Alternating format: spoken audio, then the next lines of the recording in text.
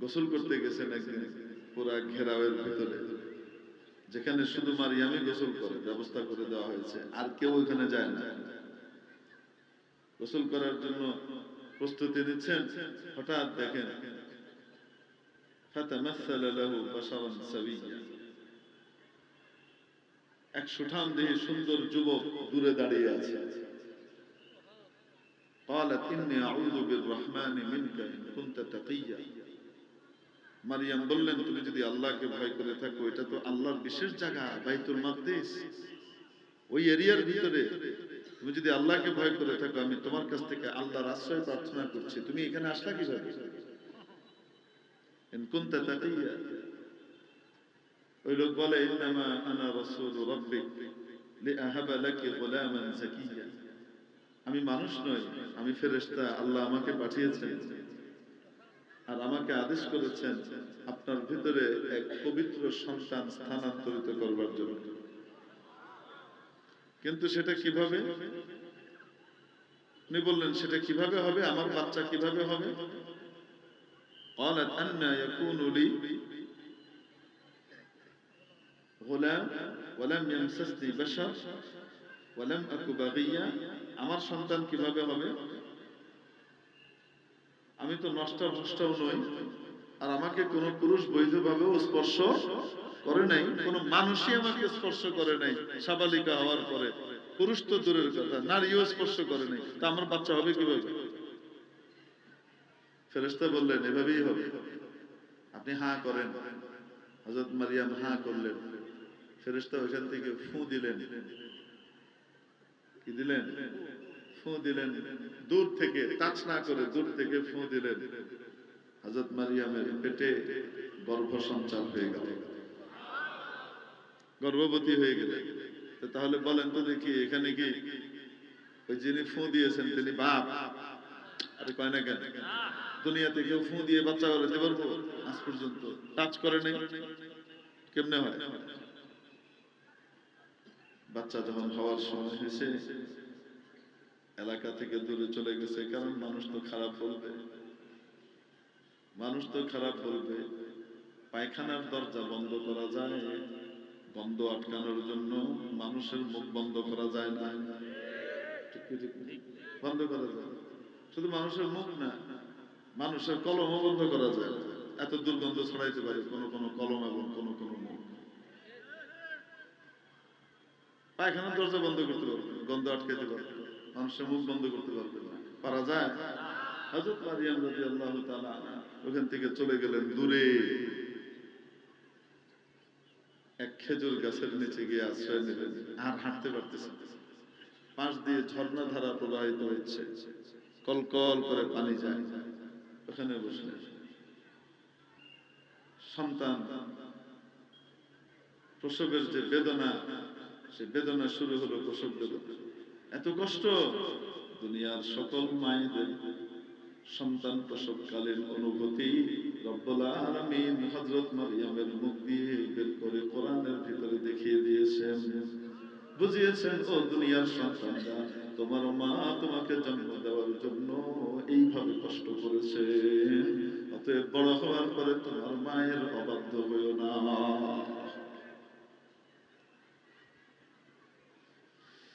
قالت يا ليتني مت قبل هذا। মারিয়াম ব্যথার চোটে বলতে লাগলেন, হায় আমি যদি এই ঘটনার আগে মারা যেতাম, মৃত্যুর যন্ত্রণা এর চাইতে আরামদায়ক, মৃত্যুর কষ্ট এর চেয়ে হালকা। হায় আমি যদি মারা যেতাম, কুনতু নাসিয়াম মানসিয়া, অথবা একেবারেই বেহুশ হয়ে পড়ে যেতাম, কিছুই আমি জানি না, আমার হুঁশ নাই, এমন যদি হতো, তাহলে তো এই ব্যথার কষ্টটা আমাকে বরদাস্ত করা লাগতো। বাচ্চা হয়ে গেল। রব্বুল আলামিন বললেন, হুজ্জি ইলাইকি বিজিদইন নাখলা, এই গাছের কাণ্ডটা ধরে একটু নাড়া দাও। কেন? তুসাকিত আলাইকি রুতাবান জানিয়া, তোমার উপরে তাজা, একেবারে তাজা তাজা খেজুর সে টপ টপ করে ফেলবে। ফাকুলি, এখান থেকে খাও, শক্তি সঞ্চার করা দরকার, প্রচন্ড দুর্বল তুমি। ওয়াশরাবি, পাশের ঝর্ণা থেকে পানি পান করো। ওয়াকাররি আইনা, চোখ জুড়াও, নিজের কলিজার টুকরাকে দেখে চোখ জুড়াও। রব্বুল আলামিন প্রত্যেক মায়ের অনুভূতি তার সন্তানকে দেখার পরে কেমন হয় মারিয়ামের অভিব্যক্তি দিয়ে বলে দিচ্ছে। ওয়াকাররি আইনা, চোখ জোড়াও, ঠান্ডা করো, শীতল করো। ফাইম্মা তারাইন্না মিনাল বাশারি আহাদা, যদি কোনো মানুষের সাথে দেখা হয়, মানুষ জিজ্ঞেস করবে না, বলেন না কেন, এই মারিয়া তোমার বাচ্চা হইলো কোত্থেকে? তোমাকে না কত ভালো মনে করছিলাম, পর্দানসীন, হায় হায় আমরাই তো ভালো, তুমি এটা কি করলা? বলবে কি বলবে না?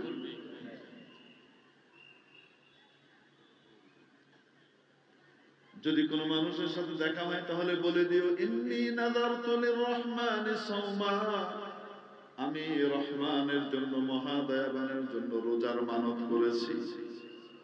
আমি রোজাদার। আমি কি রোজাদার? ফালান উকাল্লিমাল ইয়াওমা ইনসিয়া, অতএব কোন মানুষের সাথে আজকে আমি কথা বলতে পারবো না। সুবহানাল্লাহ বলেন। তাহলে ওই জমানার রোজার ভিতরে শুধু নাওয়া খাওয়া থেকে বাদ, খাওয়া আর পান করা থেকে বিরত থাকতে হতো তা নয়, ওই জমানার রোজার ভিতরে কথাও বলা যেত না, ঠিক কিনা? রোজার কষ্ট কি ওই সময় কম ছিল না বেশি? আরে আসতে বলেন না, সহজ ছিল না কঠিন? আখেরি নবী, পেয়ারা নবী, নবীজি মুহাম্মদুর রাসূলুল্লাহ সাল্লাল্লাহু আলাইহি ওয়াসাল্লামের উসিলায় রব্বুল আলামিন রোজা আমাদের জন্য বড় হালকা করে দিলেন। শুধু নাওয়া খাওয়া দাওয়া থেকে, স্ত্রীর সাথে সম্পর্ক থেকে, স্বামীর সাথে বিশেষ সম্পর্ক থেকে বিরত থাকলে রোজা হয়ে যায়। কথা যত ইচ্ছা বলো, কোনো অসুবিধা নাই, ঠিক ঠিক। তবে আজে বাজে না, কথা বলার কোনো বাধা নাই। তাহলে আমাদের রোজা তাদের চেয়ে কঠিন না সহজ? সওয়াব কম না বেশি? আল্লাহ বলেন লাআল্লাকুম তাত্তাকুন, যদি রোজা রাখতে পারো আমার বান্দা ও আমার বান্দি, যদি তোমরা আমার রোজাগুলো রাখতে পারো রমজান মাসে ঠিক মতো, তাহলে মুত্তাকির খাতায় তোমার নাম উঠে যাবে। মুত্তাকির খাতায় নাম উঠলে কি না হয়, সুবহানাল্লাহ। সব সমস্যার সমাধান তাকওয়া ওয়ালা হওয়ার মধ্যে, ঠিক কিনা? হাদিস শরীফের মধ্যে নবীজি বলেন, আল্লাহ রাব্বুল আলামিন ইরশাদ করেছেন, আস-সাওমু লি, রোজা একমাত্র আমার জন্য, ওয়া আনা উজজা বিহি ওয়া আনা আজজি বিহি, রোজার বিনিময়ে আমি নিজ হাতে দিব। কিয়ামতের দিন সমস্ত আমলের ফয়সালা করবেন কে? কে কি পাবে এটার ফয়সালা করবেন কে? হাতে কলমে বুঝিয়ে দিবে, হ্যান্ড ওভার করবে ফেরেশতারা। কিন্তু রোজার আমল রব্বুল আলামিন বলেন এটা শুধু আমার জন্য, এখানে আর কেউ ঢুকতে পারে না। নামাজ বাহির থেকে দেখে বোঝা যায়, হজ এবং যাকাত বাহির থেকে বোঝা যায়, ঠিক কিনা? রোজা বাহির থেকে দেখে বোঝার কোনো উপায় নাই। কেউ দেখে না, কেউ দেখে না। রান্নাঘরে টুক করে এক ঢুক পানি খেয়ে ফেলেছে, পানির ভিতরে ডুব দিয়ে টুক করে একটু পানি খেয়ে ফেলেছে, কেউ দেখে না। কিন্তু আল্লাহ দেখে কি দেখে না? এত কঠিন অবস্থার ভিতরে পড়বার পরেও হাজার কষ্টকে বরদাস্ত করে নেয়, কিন্তু কোনোভাবে কোনো পানি খায় না, প্রকাশ্যেও খায় না, গোপনেও খায় না, ঠিক কিনা? কার জন্য? এজন্য মাবুদ বলেন, আস-সাওমু লি, রোজা শুধু আমার জন্য হয়, ওয়া আনা আজজি বি, আর রোজার বিনিময় আমি আল্লাহ নিজেই দিব। অন্যান্য আমলের বিনিময় ফেরেশতারা হাতে কলমে বুঝিয়ে দিবে, আর রোজার বিনিময় আমি আমার বান্দা, আমার বান্দিকে নিজ হাতে তুলে দেব। নাও এটা বুঝো। অন্য রিওয়ায়াতে আছে, ওয়া আনা উজজা বি, রোজার বিনিময়ে আমি আল্লাহ তার হয়ে যাই। সুবহানাল্লাহ, সুবহানাল্লাহ। আসতে হইছে কারণ বুঝে আসে।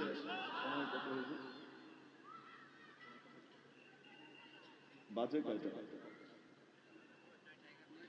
মেরে মুহতারাম দোস্ত, আজিজ ও বুজুর্গ, আল্লাহ যে কত বড় নিয়ামত, এটা এখনো আমাদের মাথায় ঢুকে নাই, ঠিক কিনা?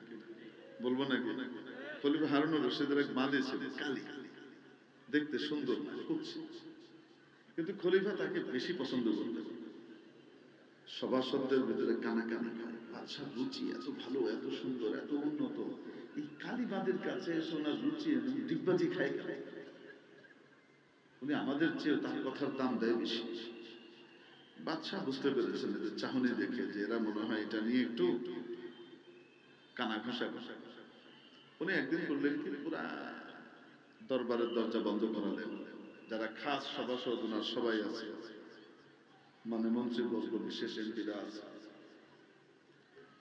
উনি ট্রেজারারকে ডেকে বললেন, যে কয়টা মাথা আছে ওই কয়টা হীরা জহরত সোনা দানার স্তূপ করো, আমি আজকে এদেরকে বিশেষভাবে দান করব। তো মাথা পিছু যে কয়টা মাথা ওই কয়টা পরিমাণ কি করা হয়েছে, সোনা দানা মণি মুক্তা হীরা জহরতের এরকম স্তূপ করা হয়েছে বড় বড়।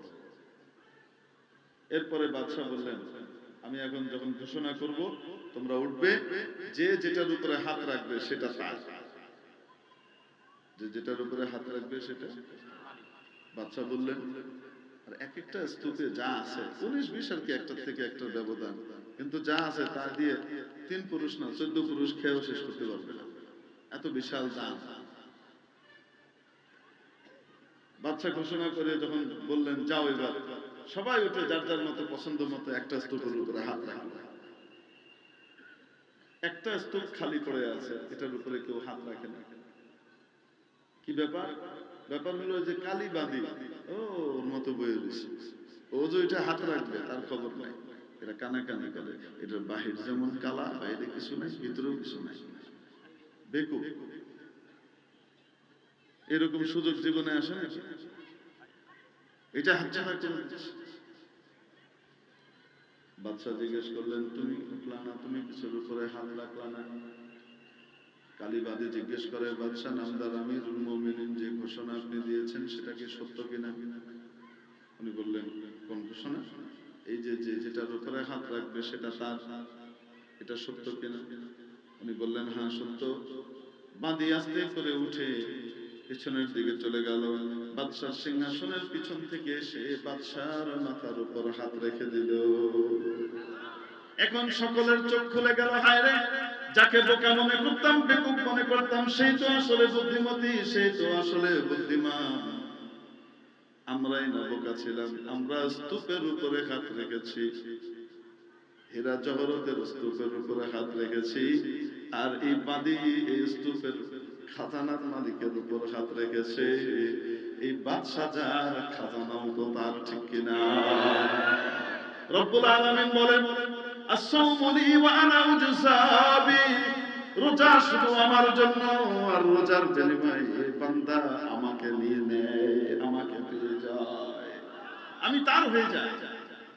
মাওলা যদি বান্দার হন, বান্দের হন, বান্দা বান্দে যদি মাওলার হয়, কুল কায়নাত মহাবিশ্ব তার, ঠিক কিনা? এটা পাওয়া যায় রোজার মাধ্যমে। তাহলে আগামী রমাদানুল মুবারকের রোজা একটাও ছাড়বো না। কে কে নিয়ত করেছি হাত উঠায়। আল্লাহু আকবার, বিল্লাহি তাকবীর। রোজা শুধু বাহ্যিক ভাবে রাখবো না, কোয়ালিটির সাথে রাখবো ইনশাআল্লাহ। কে কে কোয়ালিটির সাথে রাখবো হাত নাড়িয়ে দেখাই ইনশাআল্লাহ। 2 হাত উঠিয়ে দেখাই, ইয়া আল্লাহ এই হাতগুলোকে কবুল ও মঞ্জুর করে নেন। রমজানের একটা রোজা যেন তাদের না ছুটে, সে তৌফিক আপনি নসিব করেন। রমাদানুল মুবারকের রোজার বরকতে আমাদের সকলকে মুত্তাকি পরহেজগার হিসেবে কবুল ও মঞ্জুর করে নিন। মুত্তাকির খাতায় আমাদের নামটা উঠিয়ে দিয়ে দয়া করে আমাদের সন্তান সন্তানাদিকে কবুল করে নেন, আমাদের বাবা মাকে কবুল করে নেন, দুনিয়া আখিরাতের ইজ্জত সম্মান নসিব করে দেন। আপনার দ্বীনের সাথে আমাদের বাচ্চাদেরকে কবুল ও মঞ্জুর করে নেন। আয় আল্লাহ, আপনার কোরআনের জন্য আমাদের বাচ্চাদেরকে আমাদেরকে কবুল করে নেন। এই কোরআন নিকেতন, কোরআনের আলোয়ের সাথে, এই মাদ্রাসার সাথে আমাদের দিলকে, আমাদের শরীরকে, জান মালকে সব সময় লাগিয়ে রাখুন বলে আমি হাতকে উঠিয়ে রাখি। আমাদের জান মাল কার জন্য? আরো আস্তে, কার জন্য? হাত উঠাই কার জন্য? সব সময় থাকবে তো ইনশাআল্লাহ। আসলে আল্লাহর রাস্তায় খরচ করব, ইনশাআল্লাহ করব, মন থেকে করব। সাদাকার মাধ্যমে আল্লাহ বান্দার অনেক বিপদ আপদ দূর করে দেয়। হাত মুঠ করি সকলে, মাশাআল্লাহ, পকেটে হাত ভরি। আল্লাহ তাআলা কবুল করেন আমাদের সকলকে। বাবুরা যাও মাদ্রাসার জন্য, হাত উজাড় করে ইনশাআল্লাহ আমরা মন উজাড় করে সকলে দান করব। আল্লাহ কবুল করেন। এটা কালেকশন